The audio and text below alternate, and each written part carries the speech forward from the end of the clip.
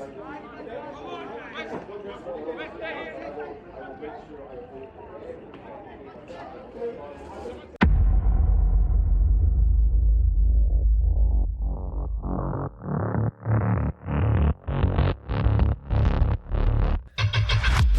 mother, like murder.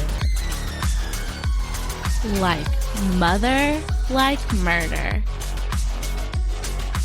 Like mother, like murder.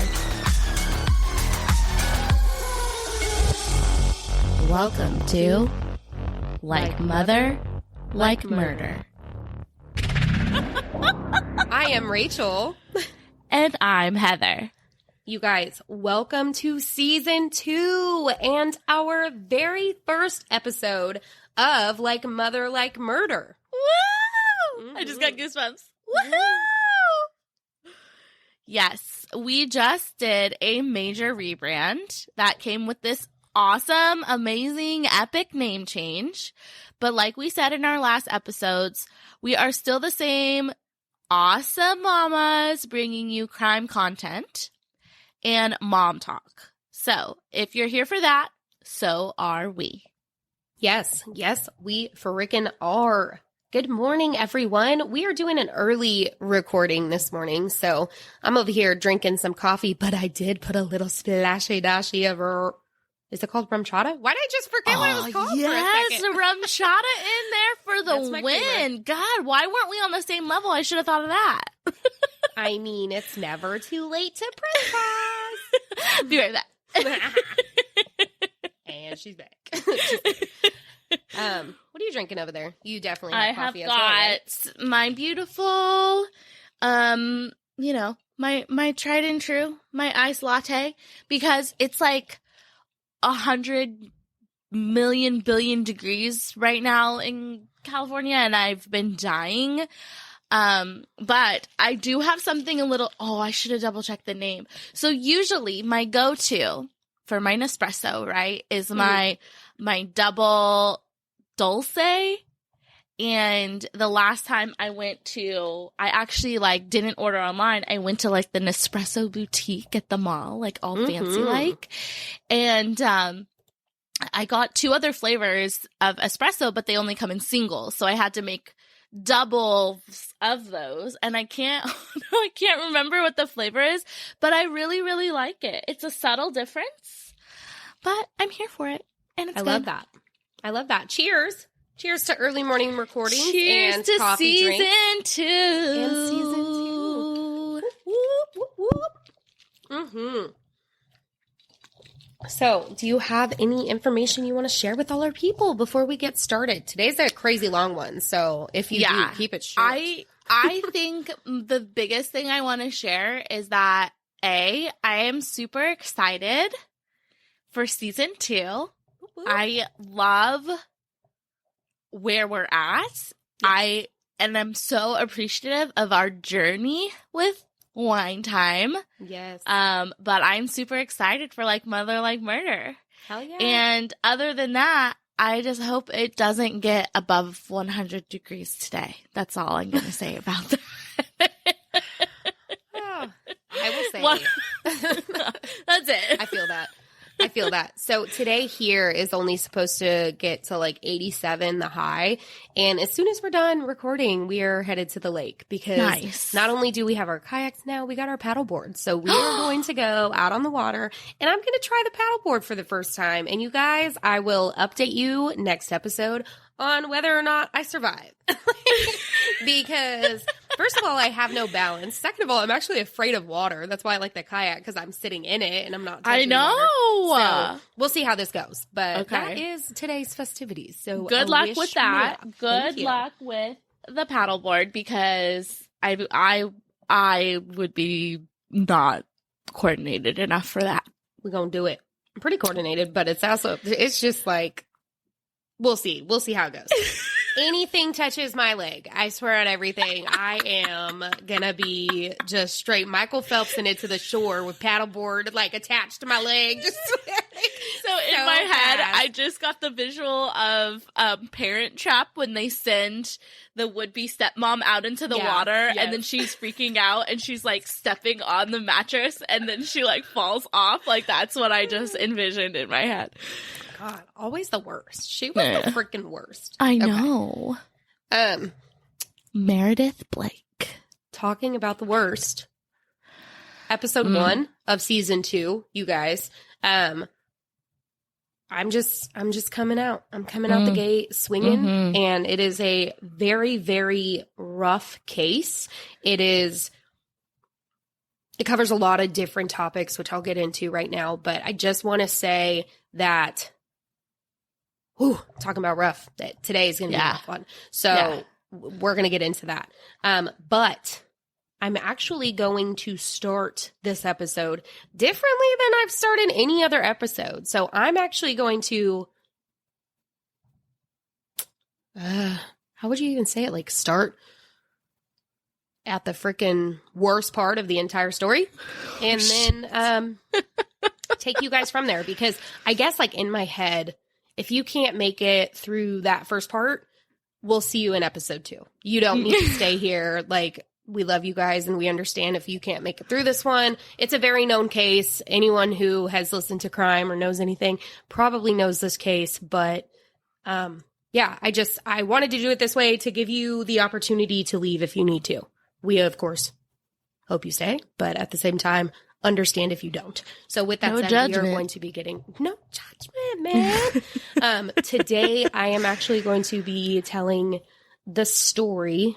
It's the disappearance of Susan Powell and the murder of Charlie and Braden Powell. So it's a doozy.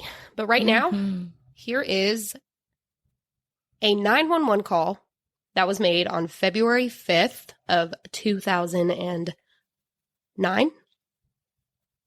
And that's not even the start of this entire story. There's way more to the story, but that is where I'm starting because it is the thing that kills me the most. So here we go.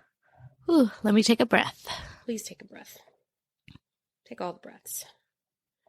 Supervised visitation for a court-ordered visit, and something really weird has happened. The kids went into the house, and the parent, the biological parent, whose name is Josh Powell, will not let me in the door.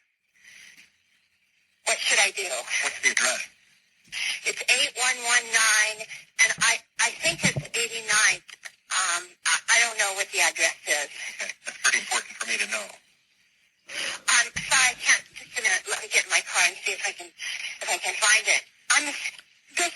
Nothing like this has ever happened before at these visitations, so I'm really shocked. And I could hear one of the kids crying, but he still wouldn't let me in. Okay, it is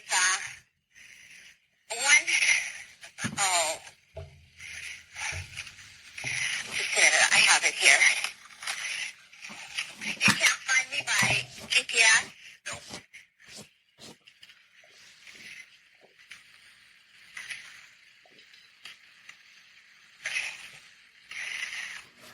Okay, it is, I still can't find it.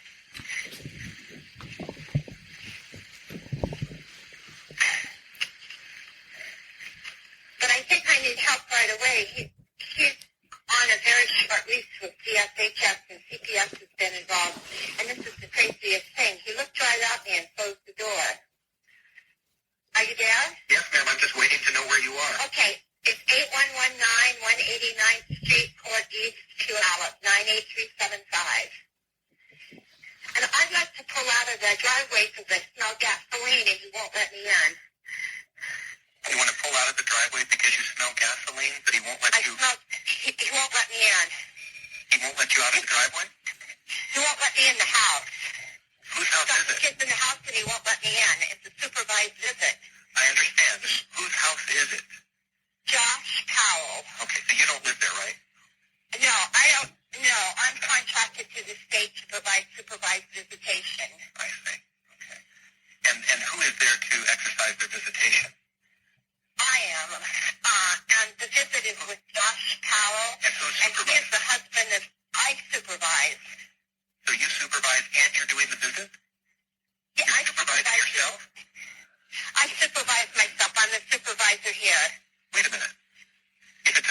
visit, you can't supervise yourself. If you're the visitor. I do supervise myself. I'm the supervisor for the supervised visit. Okay, well, aren't you the one making the visit? Or is there another person that you're supervising? No. I'm the one that supervises. I pick up the kids as their grandparents. Yes. And then who visits with the children? Josh Powell. Okay, so you're supposed to be there to supervise Josh Powell's visit with the children. Yes, that's correct. And And he's the husband of missing Susan Powell. This is a high-profile case. How did he gain access to the children before you got there? I was one step in back of them. Okay, so they went into the house and then he locked you out. Yeah, he shut the door right in my face. All right, now it's clear. Your last name? My name is Elizabeth Griffin Hall.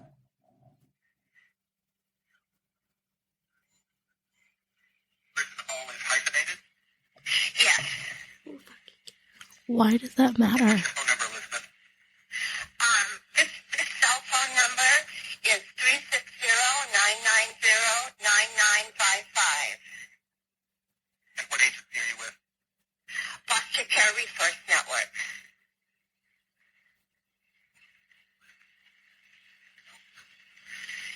And the kids have been in there by now approximately 10 minutes. And he knows this is a supervised visit. 2. Braden is 5 and Charlie is 7.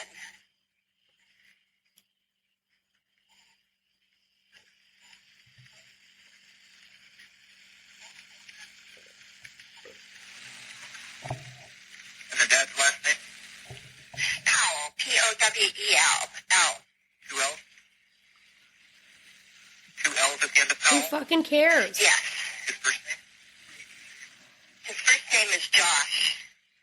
Black, white, Asian, Hispanic, native? He's white. Date of birth? I don't know. He's about 39. How tall? 5'10", 150 pounds. Hair color? Brown.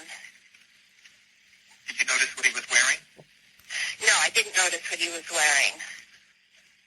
Is he alone then, or is anybody? I don't know. I couldn't get in the house.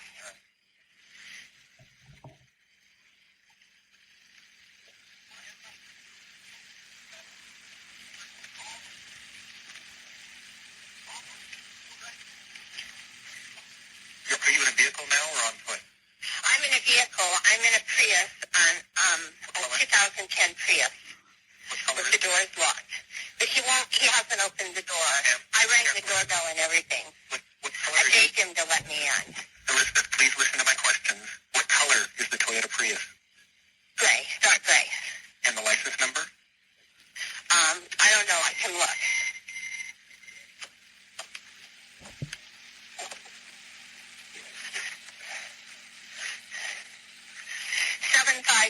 ZMH. Zebra Mary Henry? Yes. All right, we'll have somebody look for you there. Okay, how long will it be? I don't know, ma'am. They have to respond to emergency, life-threatening situations first. The first available deputy Well, is this responding. could be life-threatening. He went to court on Wednesday, and he didn't get his kids back. And this is really, I'm afraid for their lives. Okay, has he threatened the lives of the children previously? I have no idea. All right, we'll have the first available deputy contact you. Thank you. Bye.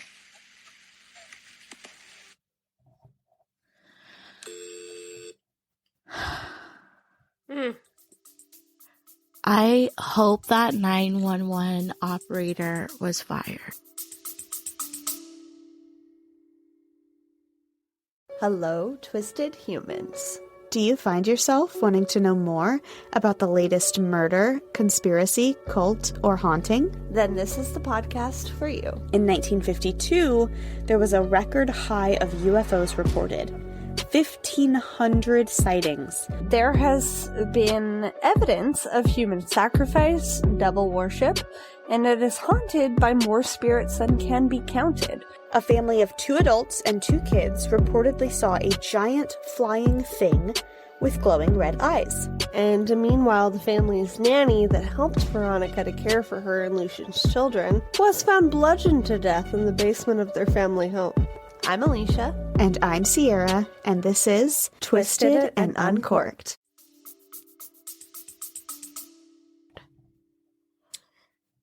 Yeah, okay. So I'm trying to let my body calm down because it's so fucking well, okay. Let me start. Yeah. Because you know how much, first of all, you know how much 911 calls just like I can't do. I know. I've never really been able to do 911 calls. Yeah. I thought like, okay, this one should be, you know, because it's like the social worker. But I'm just beyond frustrated in a different way than I normally am from 911 calls, in that she's like, you can tell in her voice that she's trying to remain calm, but that she is legit scared for these kids' lives. Right? And I understand that it is your job as a 911 dispatcher to remain calm and to, get all the relevant information so that you can relay that to authorities so that when they show up at the house, they're not like, unprepared for what is happening. But clearly you hear, hey, this is listen to what she's told you, dude. Exactly. Yep. Which I get into right now. It's so effing frustrating what he was doing. It is very, very sad. And just even the questioning, like talking about, so you supervise yourself on a supervise, like just stop. But, how maybe much time was he wasting? So much. But okay, so we're going to get into this, right? So I just played the 911 call from the DCHS worker. In this call, you can hear the concern, like you said, the worry in her voice. And she's trying to stay calm on this call. And the first thing that I want to do is just stress the absolute pain in my heart for all of this, for this custody supervisor worker. Like, I couldn't even imagine. As we get into the story, Susan Powell, who, is the mother, these two beautiful boys, the entire family, friends, everyone, right? Because this is just a awful case. So, and the first thing you said is that you hope that this dispatch worker got fired. And I understand that 100%, but I also just couldn't imagine the guilt that he most definitely feels afterwards. And he's had interviews and, they're not the best, but it's like, he did say, like, he knew the case and he doesn't know why that name didn't click. And I'm like, it doesn't matter if the name didn't click. She literally fucking said, Susan Powell, it's a high profile case. The mother's missing. Like, this was an emergency that was not taken seriously from the moment it should have been. And we're going to get more into this later. But now we're going to talk about the rest of it. Today's episode, there will be talk of suicide, pornography, and murder of both adults and children. If this episode, like I said earlier, is not for you, we completely understand. We'll talk to you next week. If you stick around, you've been given your warning. So there's that. We are going to start at the beginning. Susan Cox was born October 16th, 1981 in Oregon. She was born to Charles, or Chuck, and Judy Cox, and was one of three girls. My God. She grew up, she had a love for animals, which she had bonded with one of her sisters, Denise, over this. They moved a few times while they were younger and ended up moving to Washington, that's where she went to school, and she ended up graduating from Rogers High School in the year of 2000. She loved her family and her friends, and she was someone who walked with faith and was a member of the LDS Church. She was talked about as that person that people wanted around, the one that, you enjoy when she's there. She's that happy, vibrant, positive personality that people just wanted in their presence, right? Early in her adulthood, whatever.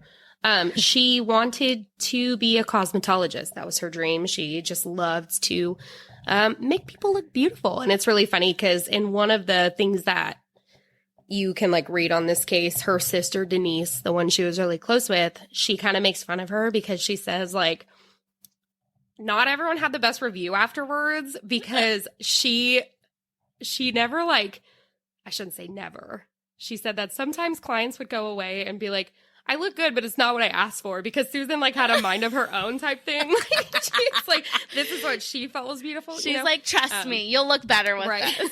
Whether it was too much hair chopped off or the color different. But yeah, so anyways, I thought that I love that actually. Pretty funny. Pretty funny little thing. So that's a little bit about Susan, who is one of the people we'll be talking about, because this is the disappearance of Susan Cox Powell. So the other person we're going to be talking about a lot is Josh or Joshua Powell, who was born on January 20th, 1976 to Stephen and Terica Powell. I don't know if it's Terica or Teresa. I say Terica because that's what it looks like. In Puyallup, Washington. So whoever wants to come for me, I don't know how you say it. Puyallup. Sounds good to me. Puyallup. So Josh had two other brothers and two sisters. So there's 5 of them raised together. His upbringing was a bit on the rough side. His parents got divorced, and in the divorce file, right? So they have like information on the kids and like stuff that they write. In his file, he was portrayed as a seriously troubled teen who attempted suicide, killed pets, and once threatened his mother with a butcher knife. So that's a whole ass struggle in itself. His family also grew up in the LDS church. And like I mentioned, so his parents got divorced when he was 16 years old. In 1990, Josh was living in Seattle, Washington, and was a student at the Washington State University. While he was going to school there, he began a relationship with someone named Catherine Terry Everett, whom he met in the church as well. After the two of them were together for a little bit, they moved in together, and she says that he became very possessive towards her. She said in an interview, and I quote, "He would have restrictions and limitations on what I could and couldn't do when it came to my family."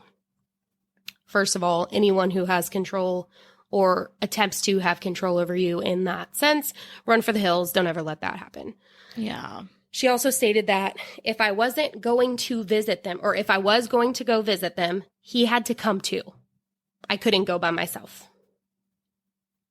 That's her family? Not. Right. And then one time she actually went to go visit a friend in Utah without Josh, and she just decided to not return to Seattle and broke up with him over the phone. So probably smart on her part. Very smart. Very smart on her part. After this is when Josh hosted a party, a get-together, whatever you want to call it, at his apartment for his LDS friends and classmates. And that is when he met Susan Cox for the first time.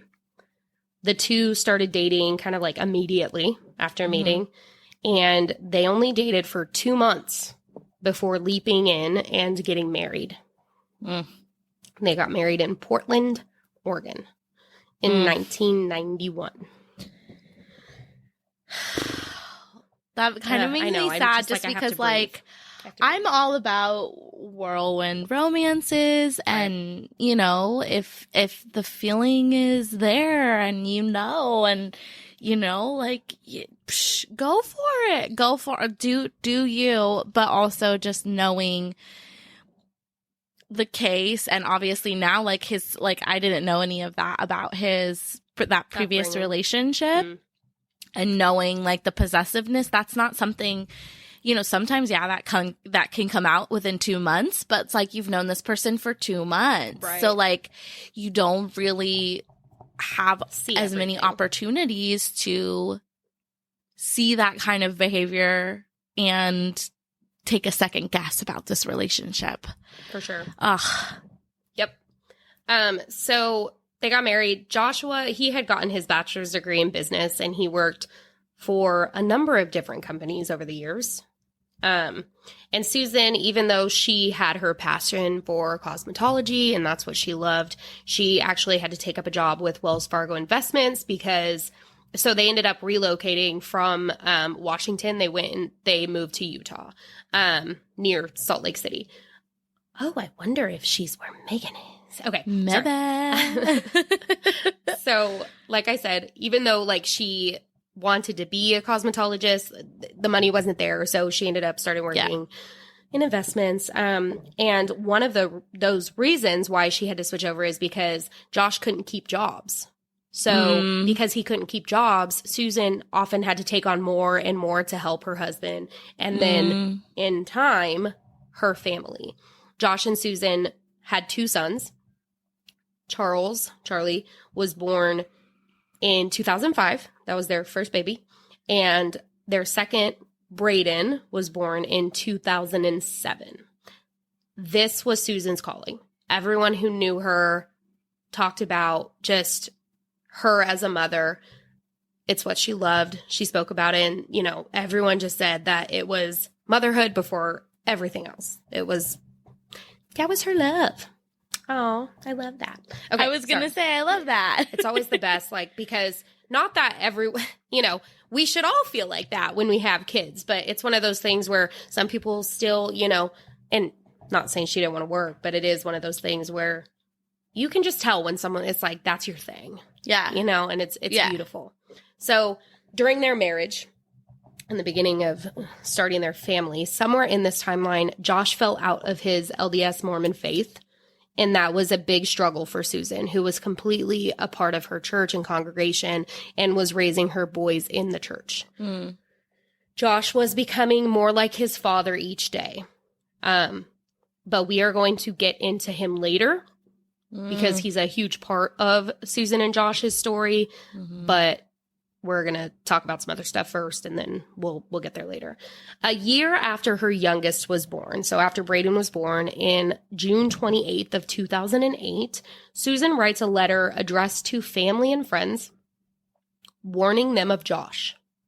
In this letter, Susan says Josh threatened to destroy her if she filed for divorce. She then said that if she dies, it may not be an accident, even if it may look like one. This letter that she wrote was kept in like a safety box that she's the only one who had access to. And it was found later. But she writes this letter saying all of these things. And we say it every time we talk about something like this. Leave. Yeah. Leave immediately. Yeah, he says he's going to destroy you. Leave. Yeah. Don't ever let anyone get to that point. A month later, Susan records a video of herself showing all of her family's assets in the home.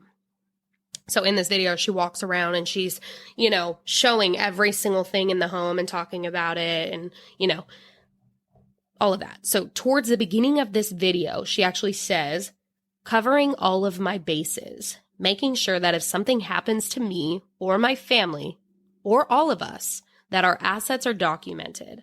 I hope everything works out and we're all happy and live happily ever after, as much as that's possible. That was in 2008. Okay? Oh, gosh. I mean, just with those things that I've said so far, it's very evident at this time. Things were rocky, to say the least, right? Yeah, for sure. But I think that she was trying. Yeah. She was trying and, she has a family and she's holding on to her faith and who she thought she married. And, everyone has that. You can try. Yeah. But there comes a point. And yeah, it's so hard. This is making me think a little bit of, oh my gosh, now Corey the name Richards. it. Say again? Corey? No. Oh, well, yeah, because we did just talk about that. But hold on, give me 1 second because I know I have it because I want to cover it at some point. But it's a rough one, so I'm like, hold on. Okay, Brenda and Erica Lafferty. Oh, okay.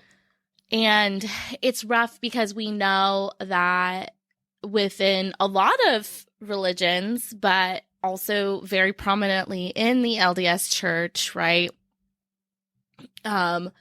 Divorce, and leaving your family, that can result in some ways to being cut off from your church.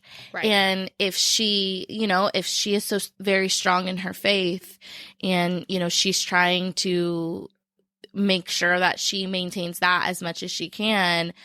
And like you just said, she's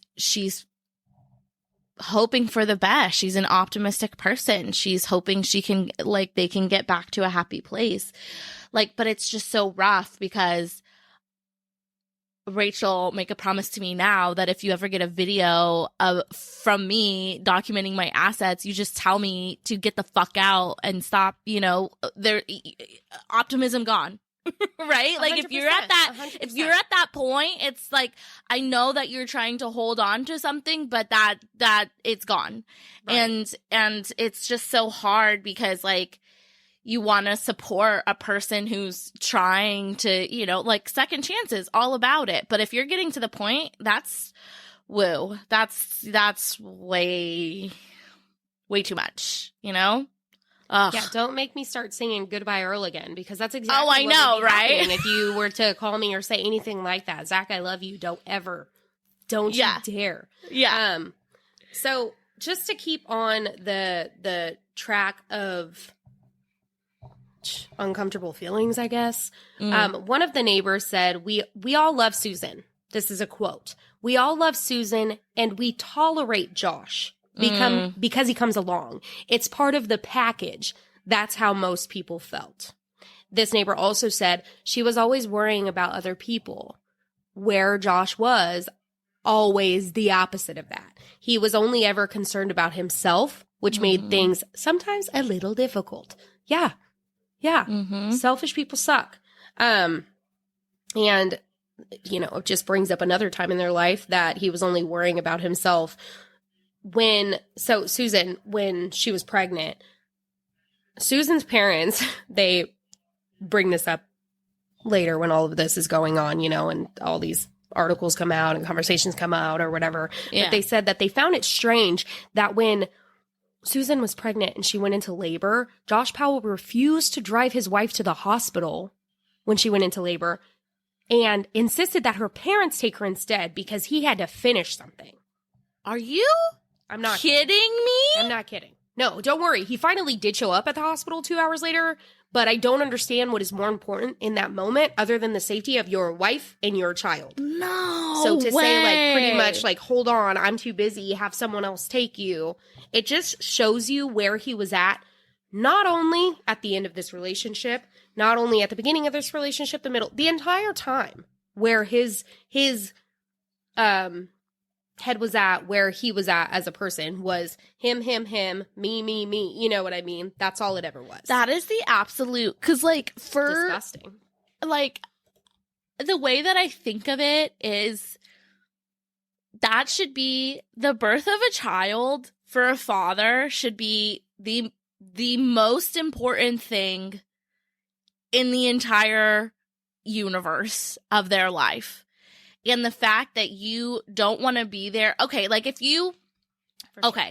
say that you don't like your baby mama. Okay, that's one thing. Maybe y'all had a relationship and shit didn't work out. Maybe she's crazy. Maybe she's whatever. But the fact that she's carrying your child should be reason enough to be there. If not for her, for the safety and for the well-being of that baby she's carrying. Mm-hmm. So what in the world is more important than the baby? And the other thing that strikes me about this, he's such a freaking hypocrite. If he's so possessive and everything needs to be about him and da-da-da-da-da, that's your kid, sir. Yeah. Ew. I don't have this in here. I'm just going to say it. So I'll add it in the show notes, source it. Morbid podcast. Ash covers it and she talks about his controllingness and his possessiveness, which, like I said, I wasn't going to add this in here. But she talks about the fact that when they were younger, he would control, like, what they ate and, like, how much they ate. And, for example, like, he would only let them each, like, split a hot dog so that he could have more type thing. Like, he's garbage. He is garbage. Okay? So, yeah. Okay. So, we're going to get into the crime of it all. We are going to talk about December 6th, 2009. This is the day that Susan went missing. Susan is Josh's wife, Charlie and Braden's mother. And where is she? And she still, to this day, is considered a missing person. Mm-hmm. Some people believe that that's not the case anymore, but as of right now, she still is declared a missing person. This day started normal as any other. Susan took her 2 boys to church in the morning, then came home, and a friend visited their place for a little while. And this is the last documented time that anyone other than the immediate family had seen Susan Powell alive. Josh says that on this day, he decided to take his 2 boys camping. Another source said that he said he was taking him sledding because, let me tell you, it was like a severe snowstorm. So maybe it was camping, maybe it was sledding, whatever. But the weather was too severe, so he ended up having to return, right? I hear both versions. He left with the boys. He says Susan wasn't with him. She stayed home because she was asleep on the couch. I'd like to point out, again, and again, and again, and again, this is December in Utah. And it was a snowstorm. They definitely did not go camping, okay? The next day, Monday, December 7th, the boys did not show up to their daycare. The daycare provider ended up calling both parents with no answers. So they continue to call the others on the emergency contact form. Which immediately already, like, makes me feel a certain way because if Evie doesn't, and maybe I'm completely wrong, but say Evie doesn't go to school, do they call you that day to check? Because we're pretty routine,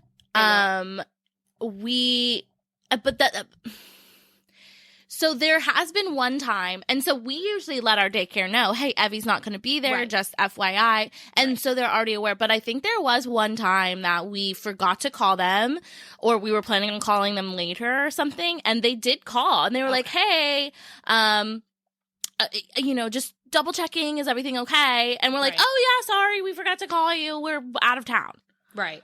So we, me too, we will check in or whatever. Right. But there's times that we don't. Like, sometimes it's missed, whatever. Oh, for sure, maybe it was a routine thing. I don't know. But they didn't show up, so they're calling the emergency contact people. Josh's mother, Terica, and his sister, Jennifer, were both on that form, and they both received calls. They end up reporting it to the police immediately so that they can go do a safety check, since there has been no success at trying to reach either Susan or Josh. Okay? When the police arrive to the Powell residency, they end up breaking in with the permission from the family, in fear that, something might have happened in there, whether it's falling victim to carbon monoxide poisoning, whatever it may be, they break in, which was not the case, although they definitely fall victim to something else later. But no one's there. No one's in the home, okay? When the police enters the home, one of the details in the report that they took is that there were 2 fans blowing at a wet spot on, like, the couch, carpet area in the living room, but no one home. So just 2 box fans pointed at a wet spot. When Josh returned home, the police were waiting for him. In his vehicle, he had the following items. You ready for this? A generator, blankets, gas canisters, tarps, shovel, some other stuff. And Susan Powell's phone with the SIM card taken out of the phone. No Susan, and also no reason why he had her phone with the SIM card out. Where are the boys during all this? They're with him. But so this was enough to take Josh Powell to the police station for questioning, right? Sure. So they want to figure out what's going on. During the questioning on this day, this is important. Of course, Josh claims his innocence and all of that, which right off the bat, police can get the idea that Josh is a liar because he says he wasn't answering his phone because he wanted to hold on to the battery life because he didn't have a charger. But when they remember when he arrived home and they went to go check his vehicle, his phone was plugged into the vehicle on a charger. So they can already tell that he's a lying piece of shit. Right. Yeah. That's not the point I'm trying to get into right now, but I'm just trying to make that point, right? So on this first day of questioning, Josh wasn't the only family member that they talked to. They also spoke with one of the boys, the oldest, who was, like I said, 7 at the time. Charlie, I lied. He was not 7 at the time because he was 7 when he passed. So 2000, he was 5. In his questioning, Charlie says that Mommy went to the desert with them, but she didn't return. So, it is every single hair on my body is. Yeah, it breaks my heart. The fact that they have to, I mean, obviously, if there's any chance that she's still alive, like, the people to talk to are the people who were there. So obviously you have to ask the kid if, you know, like, that's in long run, it's in the best interest, you know, for the kid, for them to be able to go find his mom. Right. But ow, this literally is hurting me. The fact that you have to ask a 5-year-old, like, and it's like, you kind of hope that he's so young that he's just like, oh, you know, yeah, Mommy went, but he's 5. He's 5. Yeah, he's old enough to kind of understand that, like, something happened to his mom. And so, like, the fact that they have to ask him, like, hey, and then he has to be the one to say, oh, no, she didn't come back with us. That hurts me, like, a lot. I know. I can see you trying to hold back. I'm just like, because I'm thinking about, like, my daughter, like, having to relay that just in and of itself, like, having to talk about that's traumatizing as fuck. Hell yeah. Yes, you are right. 100%. Ugh. I hate it. And I hate everything else I'm about to keep talking about. So December 8th, a couple days after, Josh is called back into the police station for more questioning. There's video of this, and I would like to start by saying that Josh looks like an insecure little fucking bitch while he waits in the interrogation room crying. It's over 2 hours of interrogation, but ultimately it gets nowhere because Josh says he needs an attorney because they are, and I quote, because you guys are already trying to trap me on little things like cuts on my hands, for one. Yeah, they're trying to trap you. Okay. I wish they did trap him. The next day on the 9th, police execute a search warrant on the Powell home, removing boxes, bags, and a computer. Police find Susan's blood, life insurance policies for $1.5 million, and a letter from Susan, the one I read to you earlier, fearing for her life. Yeah. And guess what? That still goes nowhere with the situation. On December 10th and 11th. So right now, as I keep spitting things out, this is the timeline of just like what's going on until we get to the next major event. But so the 10th and 11th, authorities go to where Josh said he was camping with his boys that evening to try to find any evidence or trace of Susan. But they can't find anything. They can't even find a trace that Josh and the kids had been there camping, right? So they find nothing. More interviews, more questioning, handing out flyers, a vigil, and, like I said, Josh hiring an attorney, all happen within the next few days after her disappearance. Then, on December 18th, Josh takes the boys to his dad's house to stay for the holidays back in Washington. During this time, Josh ended up losing his job and therefore wouldn't be able to keep that Utah home. So him and his brother Michael go back to that home in Utah to pack up the home, make some repairs, and to possibly rent it out. During this time, the investigation is still happening, and Josh is served a warrant seizing the their minivan he drove the night of Susan's disappearance to look into everything. Nothing really notable from that other than it was cleaned extensively, which maybe I need to clean my car more. I always talk about these people cleaning their damn cars after missing people. And I always say, like, that's a tell. Maybe it's just a tell I need to clean my car more. But no, I think, this ain't about me. As a mother, it's so funny you say that, because literally, just a quick sidebar, we saw family yesterday and my dad was putting the baby in the car and he goes, what the hell? It's like a milk cup with cereal exploded in here. I'm like, oh yeah.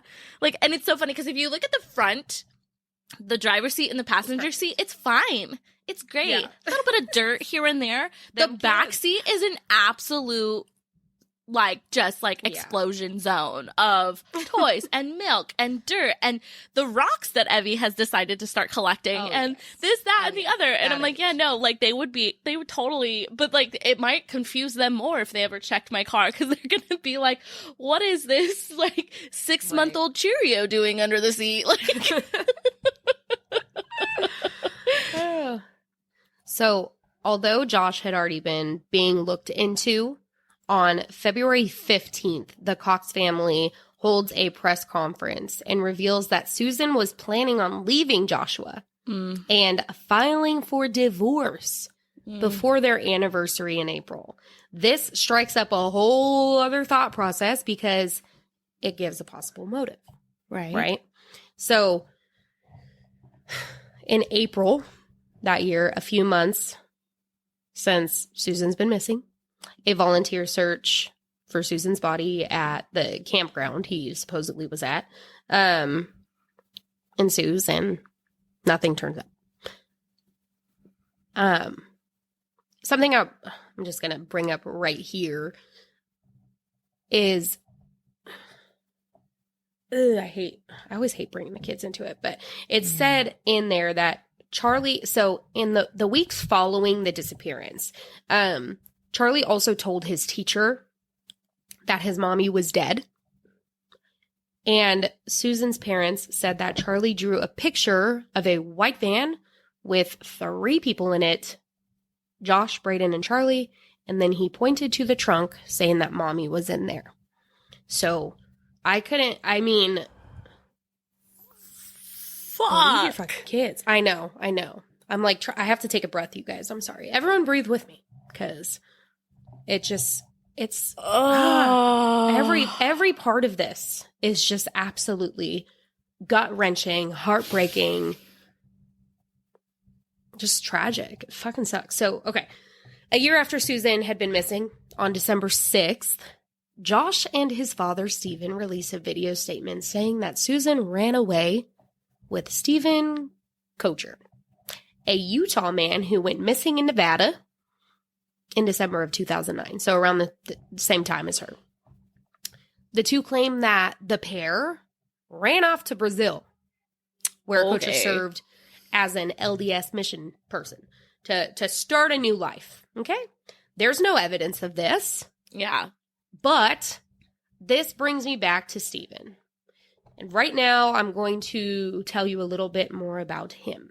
The Josh's dad, Susan's father-in-law. Another huge. When I was talking about Josh's upbringing, I know. I don't even wanted to keep this out of here. It's relevant though. Like it's a huge part. Yeah. I'll see a picture of him. I hate his face. I can't. Yeah, we don't need to see that. Josh struggled growing up. His dad was awful, to say the least. And a lot of Josh's, struggles and his way he does things and his personality and who he is as a person, has a lot to do with who his father was as a person. Mm-hmm. Stephen was an abusive piece of shit. Mm-hmm. Physically, emotionally, everything. As Josh and his brothers were growing up, Josh would be the one to receive physical abuse by his father. Stephen, and it's really sad because as I talk about it, Josh did awful things. Right. And I don't want to feel that I start to feel this, I don't want to say pain for him, but like it hurts to know that he went through these things. And like, if he didn't go through these things, would have anything been different? Right. So it's like, but then you know what he did. So you want to like just hate every single aspect of every single part of it. And it's just, I hate that I'm, but it's, I mean, that cycle of abuse obviously is a real thing. And yeah, you sit there and wonder, had Steven not been the biggest piece of shit, would Josh not have been the biggest piece of shit? And, would people still be alive due to that? But then you also remember, there are tons of people who've been through similar, if not worse situations, who didn't go on to do these horrible things. So it's not like it excuses it in any way, but you do see, the connection there. Like that, it's something that is part of the story for sure. Right. Yep. It is, unfortunately. So, like I mentioned, Steven and his wife had gotten a divorce for many reasons, but some were his complete and utter disregard for their faith by this point, but also because she ended up getting a venereal disease and she never went outside of her marriage. So, what was happening? Now, even more than all of that awfulness, Steven was completely obsessed with his son's wife, Susan. Okay? Who we are talking about, our missing persons. He was obsessed with her. When Josh and Susan were first married, they had moved into Steven's home after filing for bankruptcy. While staying with him, Steven began this infatuation with her that he didn't keep to himself. Like, he did things that she didn't know about, but he was very vocal about this kind of stuff, right? Mm-hmm. So he would make disgusting comments to her. He would make advances at her. His son's wife. Okay? So videos were obtained and released showing Steven spying on Susan while she's driving to and from work, while she's just sitting in the living room, while she's in the shower. He recorded himself in a video saying that the feelings were mutual and that she was making advances towards him as well. And he eventually recorded himself admitting his love and want for her to her, where she completely shuts it down and says pretty much like, what the fuck, dude? Like, like, stop. Just an absolute disgrace of a man, okay? It makes me sick. Like, I feel sick to my stomach. Now, because of all of this, obviously, Susan wanted to move out of this home, and that's when her and Josh moved to Utah, start their life, their family in Utah. But, to bring it all back, like I said, Susan's missing. She goes missing. Josh moves back in with his fucked up father, and they make this ridiculous claim that holds absolutely no ounce of validity, right? So it's like, Susan's father... And so Chuck, Charles, her dad, and Josh Powell end up getting into an altercation at a Lowe's on August 9th. And they're given restraining orders against each other, or anti-harassment orders. Mm-hmm. I don't know. To me, that's the same thing, right? Yeah, it's an anti-harassment order. I mean, it's the same point. It's stay away from each other. Yeah, I was like, they had a 500 I mean, even if they're different names, the concept is the same. Don't forget, stay away from each other. You just don't see the other... I know, anti-harassment you don't really see as much, So, in August, another search takes place, and this search was in some abandoned mine shafts near Ely, Nevada. Eli? Hold on really quick. Sorry, you say August, so that is now, we're looking at like a year and a half, more than a year and a half later? Correct. Okay, okay. They go looking at in Nevada to try to find it because Josh had actually told a coworker at one point that the best place to get rid of a body would be in a mine shaft. I mean, just when things add up, they add up. What else do we have to? There are no coincidences. Dentist. Innocent. Yeah, innocent until proven guilty. What did I say that one time? No, you're guilty until proven innocent. Why are we not switching this around? So again, in that month, on August 25th, Stephen and Josh are served a search warrant of the Washington home. And that's when even more disgusting details come out about Stephen's obsession with Susan. Mm-hmm. In the search, they find... I can't even talk. Did you hear my throat go out? Yeah, I don't did. want to say it. Sorry, your body's literally telling you, like, you're not allowed to say this. I refuse. I refuse to talk about this shit. They find boxes of Susan's belongings in Stephen's home. But not just anything. They find bags labeled. So these bags were labeled with her name and the date on them of her hair, cotton swabs, toenail clippings, panties, and even feminine hygiene products. I'm gonna vomit.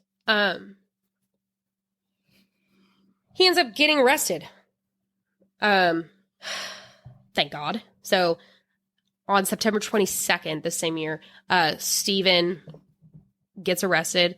On his computer, they found child pornography and voyeurism, right? So he was charged with child pornography and voyeurism charges after police find thousands of images of young girls and women, including Susan, getting dressed, different things.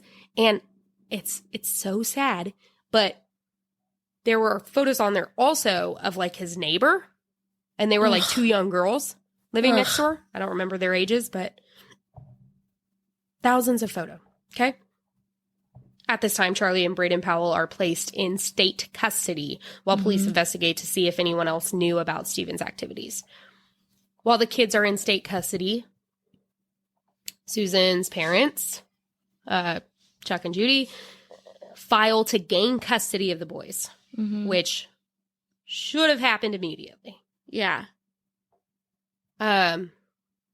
September through November are filled with court cases and custody hearings.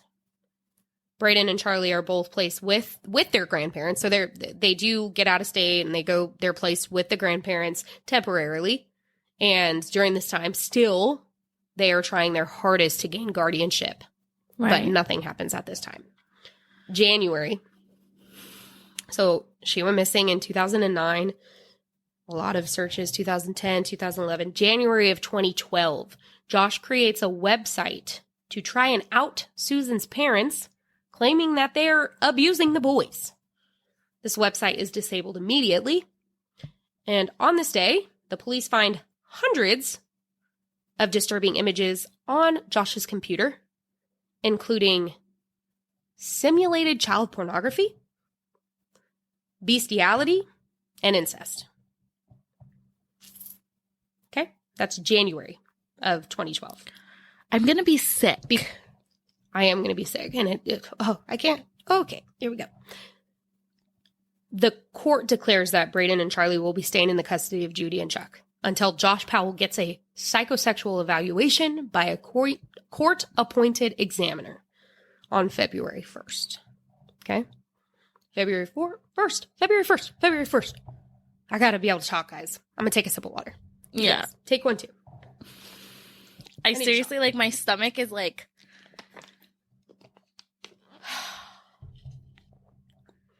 Just how... okay, so, like, obviously, like, okay, yeah. Just let me say this one thing. Yeah. I know that, like, I understand why it's not an immediate thing, because, yes, yeah, like... It's not easy. When a mother or even a father goes missing...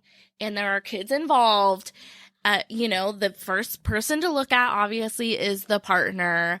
And, I understand why, like, maybe there's not, like, a rule to immediately remove the children from the situation.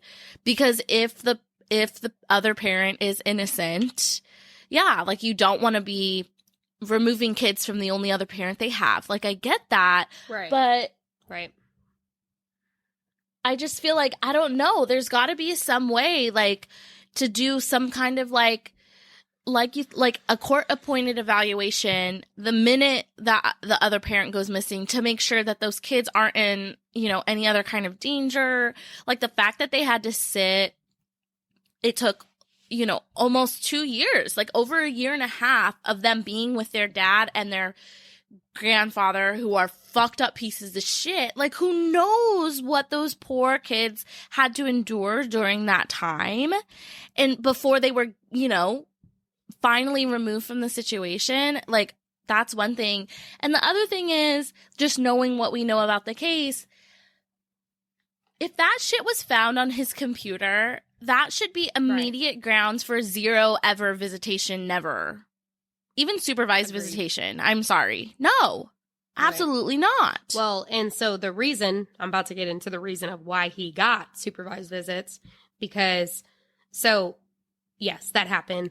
The kids are with Susan's parents, right? And he was told he needs to go get a psychosexual evaluation. In this examination, it's found that Powell has narcissistic personality traits, shown by his inability to admit even small personal shortcomings or weaknesses. But in this, the examiner says that he has adequate parenting skills, steady employment, which didn't he lose his job, and no criminal record. The examiner decides to recommend that Josh Powell has supervised visitations with his sons several times a week. I'm sorry. No criminal past? Do you not see what's on his fucking computer? How is that not fucking criminal? How is it not? Sorry if I just bursted everybody's eardrums, but what the actual fuck? I get that, you want to keep families intact, but you need to err on the side of caution. Supervised visits? Are you freaking kidding me? Right. Ew. So that was February 1st of 2012. Okay? Now we go full circle. I bring you back to the 911 call played at the beginning of this episode, which was February 5th, 4 days after Josh is granted supervised visits. Elizabeth Griffin Hall arrives to Josh Powell's home to conduct a supervised visit with Josh Powell and his two sons, Charlie and Braden. As soon as the boys... just real quick before you get into this, really quick. Yeah. Is this the first supervised, because he, it literally is like 4 days later. Is this the first supervised visit? I don't think it's the first one. Okay. But I don't know the answer to that. And so because she did say, like, this isn't normal, blah, blah, blah, blah. But I don't know if she talking about that specific situation, or is she talking about, like, all of her previous history doing supervised No, I think visits? she's talking about the previous ones, like when she's in that phone call. But so seemingly, like, they've had, like, 2 or 3 supervised visits at this point since he got his evaluation completed. Quite possibly. Okay. I mean, we can try to find it right now, but... No, we don't need to. I was just wondering. 5th. It's 4 days, so... As soon as... So she gets there, and they get out of the car, and of course, he's the boys' safe place at this point, supposedly, or... Who fucking knows? Obviously not really, but like these boys get there and they run into the home eager to get to him. And as they run into the home, Josh Powell looks at the worker, shuts the door in her face, locks the door, and that phone call that you heard earlier is made.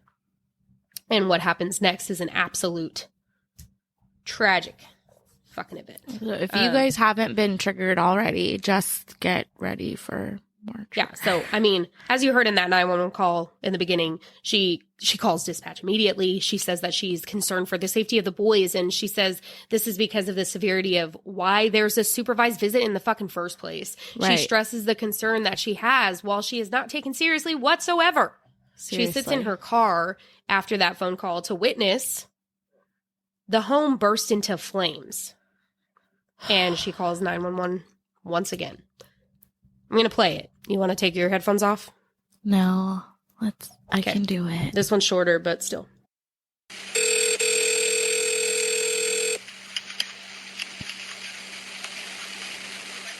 Hello? Hi, ma'am. Were you calling about the fire in the 8200 block of 188th Street, Courtney? House. Ma'am, do you know the exact address of the house, or are you supposed It's 8119 189th Street, Court East, 2 hours. Okay, stand line. Do you know if anyone's in the house?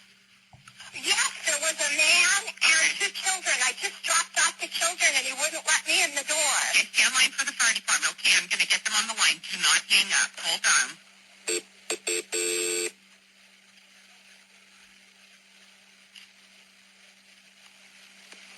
on the phone here with me now.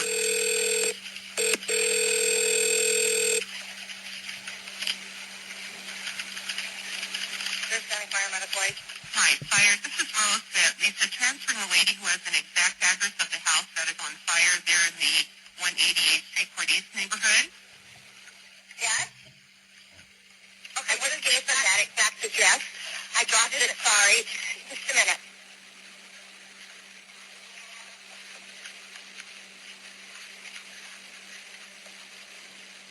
I can hear the fire trucks, but they're not here yet. It's 8119. There. What? We have an engine there. And people are saying there's not somebody here, but I was just there, and there is somebody here. There's 2 little boys in the house, and they're 5 and 7, and there's an adult man. He has supervised visitation, and he blew up the house and the kids. The kids and the husband and the father were in the house? Yeah. Yes, he slammed the door in my face. So I kept knocking. I thought it was a mistake. I kept knocking, and then I called 911. You saw him go back into the house when the flame, right before the flame?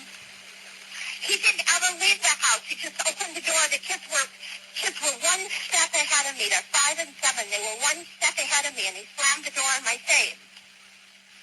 And you think he might have done this intentionally? Yes. Okay. County, go ahead with what you need. Pass that on to my... Thank you very much, fireman. What is your name, please? I'm Elizabeth Griffin Hall, and I'm the supervised visitor. Okay, hold on. Elizabeth, hold on just a moment. Ma'am? Okay, so your last name is Griffin what? Griffin Hall, Griffin Hall, Hall. Okay. And your phone number is 360-990-9955 is your personal cell number. Is that correct? Yeah, that's correct. Where are you at right now? I'm at 81112 on the same court. Okay, so you're waiting down the street at 8112 109th Street Court, 189th Street Court East. Yes. Okay. And are you in your car? I was in my car. I'm standing outside it right now. Okay, is that your home? Is that your home address? No, that's not my home address. I was the supervised visitation coordinator. I picked the children up. Yeah. What is this person's name? His name is Josh Powell.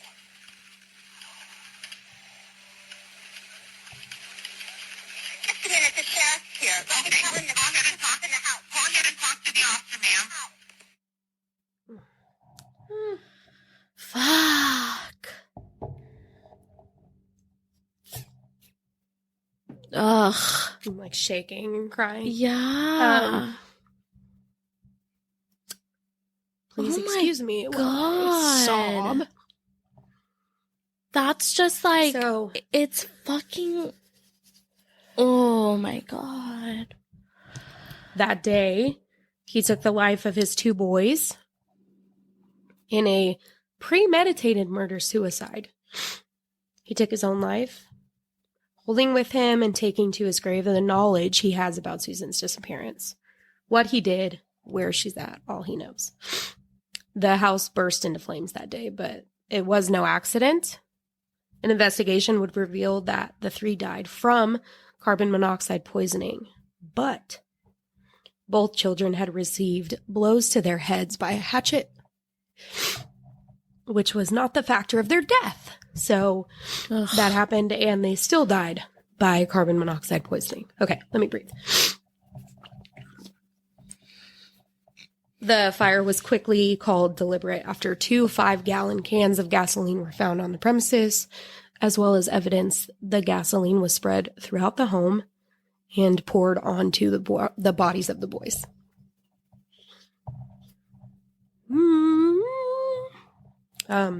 So it's one of the hardest things in the world to think about if this could have been prevented on, Right. so many levels. I mean, yes, it could have, in my opinion. Everyone's trying to do their jobs, but somewhere someone failed these babies.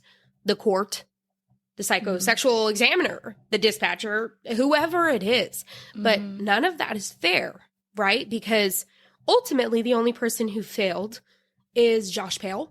Josh Powell, I can't even speak. You guys, I'm so sorry. A lot of people failed, but he's the one to blame is the point I'm trying to get to, right? And yes, he should have been locked up and never given the chance to take their lives, and most likely the life of his wife, Susan Powell. But that didn't happen, and because of that, we have this tragedy.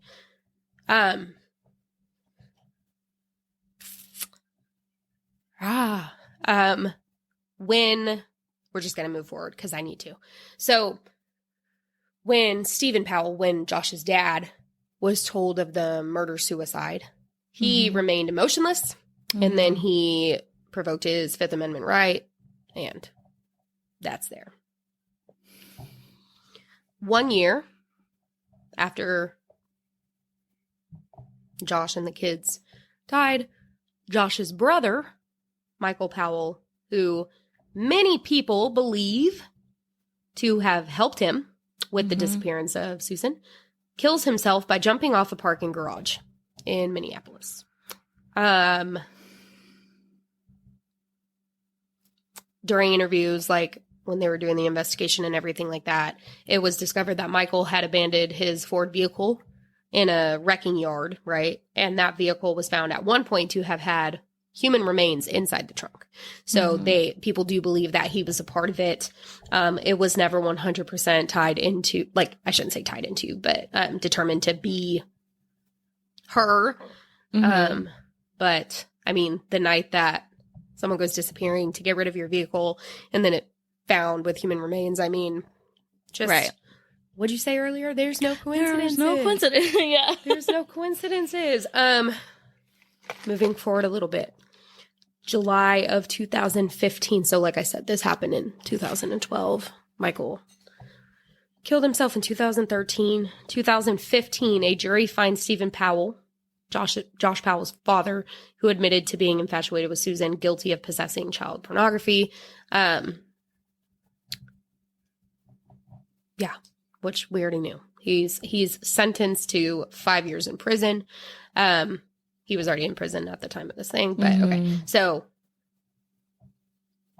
this is when he's finally like given his sentence, I guess. So he's being held. He's given the sentence, whatever. Okay. So 5 years, and he's also given credit for 17 months already being there. So that's kind of bullshit, which I hate and wish he would have stayed behind bars forever. He was released in 2017, which I would like to point out is not 5 years. And he actually ended up dying the following year. So good riddance. There's that. The Cox family, so Judy and Chuck, filed to receive all of the unredacted files from the case. Susan's family, her friends, and the many people who have had their hearts broken over this awful tragedy continue to want answers. They want every single detail, and they want to know every spot that has been searched and to what extent, so that they continue in the search for their daughter, because as of now, she's still a missing person. I can't breathe. Okay, sorry. And they end up suing the state of Washington State DSHS office in 2020. And they are actually awarded $98 million, which there's different articles that they were taken kind of back to try to like change that amount and like whatever. But in this, they were awarded $98 million. The workers on the case. And it hurts my heart because, as you could tell, she tried to do everything she can. Right. But, you know. The workers on the case are immune to all legalities, but the family continues to fight for answers and justice for their daughter and for their grandchildren. Yeah. As of right now, Susan Cox Powell is still considered a missing person. And if anyone has any information, you know, anything whatsoever that could possibly help in finding her. Her dad believes that her remains were found at some point. There's other people said that they found remains. Nothing is 100% factual whatsoever. There's Haven't been confirmed. No end to this. Right. And so if and when that ever happens, since the 3 people who 100% were involved or knew things, Stephen, Josh, and Michael, are all no longer here. So although answers are, desired, who knows if that'll ever happen. But that is the missing persons case of Susan Powell and the suicide of Braden and Charlie Powell and the fuckface Josh Powell. So that is today's episode. It is a hard one, a doozy. Anyone who's still here, I don't know how you made it because we hardly made it. Every episode, Heather and I have decided that there's a reason we talk about these things, as hard as they may be. And I guess the reason for this one is don't stay, leave. If you see a pattern in someone, if you see negativity, if you see abuse, hate, whatever it may be, figure out a way to get out of it. It's hard. Yes, you can have your faith and, divorce is not on the table for a lot of, people who are religious and yes, but also take care of you and your babies, I guess. Right. I think that's what's so hard, and it's tough because, people endure a lot of shit in relationships that aren't good. And, that they're enduring it because, there's a million reasons that someone feels that they need to stay. But I think the biggest thing, especially when you have kids, is to think and maybe, maybe she thought it was not possible ever for him to ever harm the children. Maybe she's thinking, I have to stay because if I leave, that's the only thing that would cause him to, I'm staying for the kids because if I don't, who knows what will happen to them. At that point, your mind is probably so desperate to try to just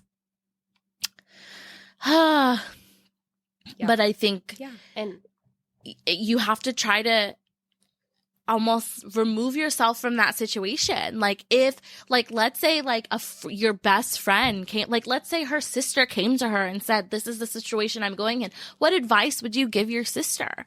What advice would you give your best friend? Listen to that. And I mean, I think every human being is kind of guilty of that.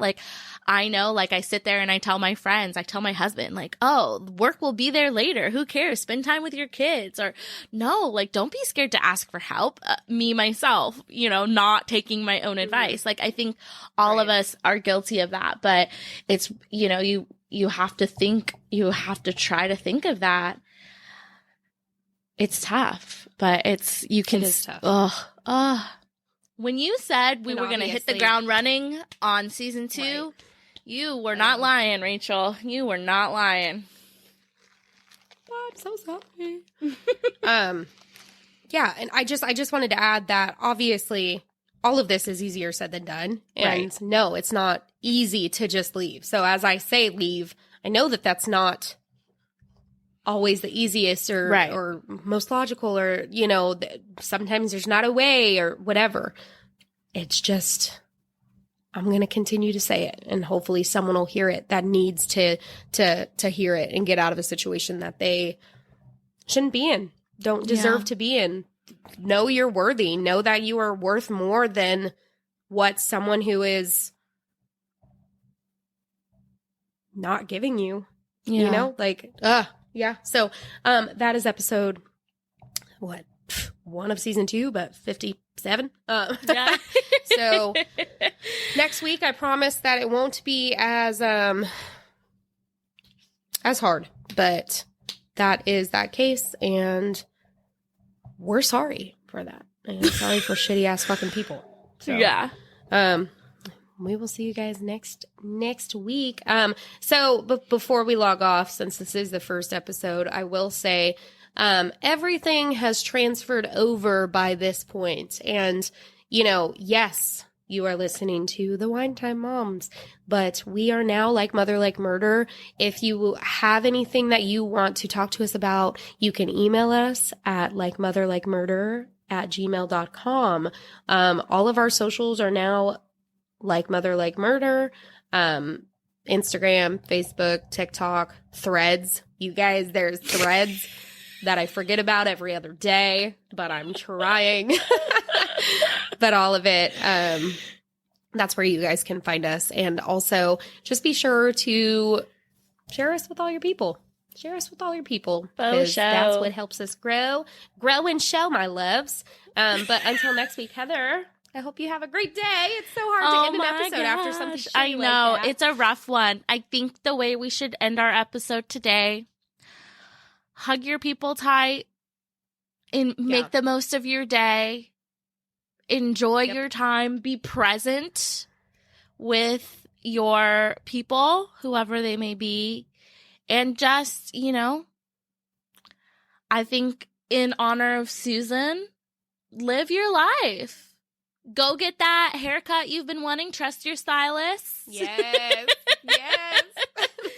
And let me tell another Susan thing to end the episode, actually, just because you bring that up. So another thing about Susan, and it was said by her sister Denise, or maybe a friend, I don't remember, but her and her sister Denise had actually at a time talked about opening their own salon, and it was going to be called Beauty and the Beast, and it was going to be her doing hair, but you could take your pet to have them get their hair done too. That's such and that a was good their thought idea. of having this salon. Right.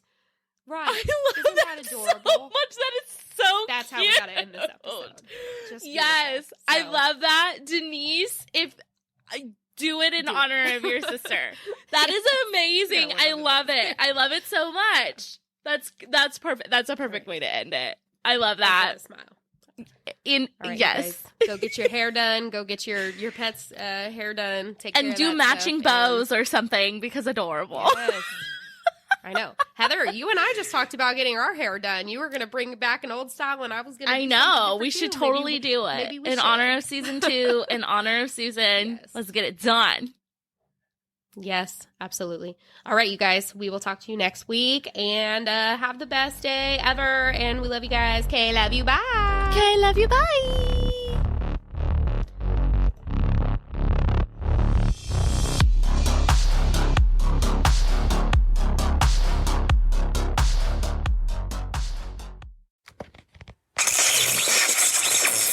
All right, I think I hacked in. We're on the air? Shh, security's outside. But how's my hair? It's a radio station. Psst, psst. You guys hear about the Beyond the Shadows podcast with Ryan and Scott? You guys into paranormal? What about true crime? How about UFOs and cryptids? We also have mad hauntings. We got security. No, we don't. We're not big enough to need it yet. No, we got security. Hey, what are you guys doing? Get out of here! Listen to the Beyond the Shadows podcast. Beyond the Shadows.